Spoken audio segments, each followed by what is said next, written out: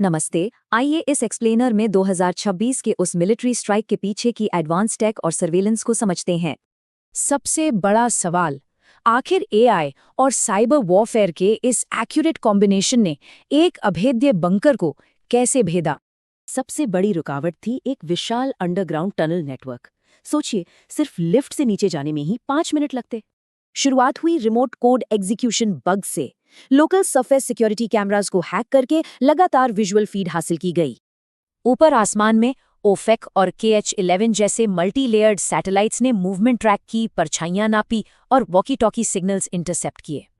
अब इन सैटेलाइट से आने वाला यही सारा मैसिव रॉ डेटा सीधे सीक्रेट पाइन गैप फैसिलिटी भेजा जा रहा था।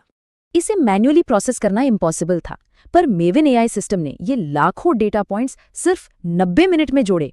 और रिजल्ट, इस एडवांस्ड आर्टिफिशियल इंटेलिजेंस ने 98.7% की अस्टॉनिशिंग एक्यूरेसी के साथ ऑपरेट किया, बिल्कुल पॉइंट ब्लैंक। एआई ने हर आदत ट्रैक की, बॉडी डबल्स को पहचानने के लिए उनके चलने का ढंग तक एनालाइज कर लिया। इसी बीच पेगासस स्पाईवेयर ने इनर सर्कल में सेंध लगाकर निजी गार्ड्स के मोबाइल डिवाइसेस को पूरी तरह हैक कर लिया। डिफेंस ने अंडरग्राउंड केबल्स बिछाए, गैजेट्स बंद किए और सैटेलाइट से बचने के लिए अपनी मूवमेंट्स टाइम करनी शुरू की।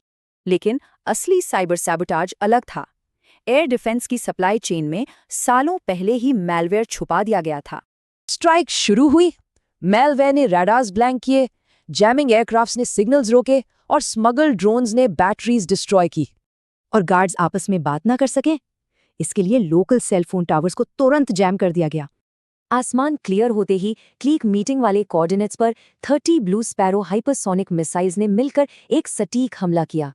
एब्सोल्यूट साइबर डोमिनेंस देखिए। हैक किए गए सिविलियन रिलीजियस ऐप्स पर अचानक एक संदेश ब्रॉडकास्ट हुआ, मदद आ चुकी है। पर इतनी टेक के बावजूद आखिरी कंफर्मेशन ह्यूमन इंटेलिजेंस से ही आई कि मीटिंग बंकर में नहीं, सरफेस पर थी।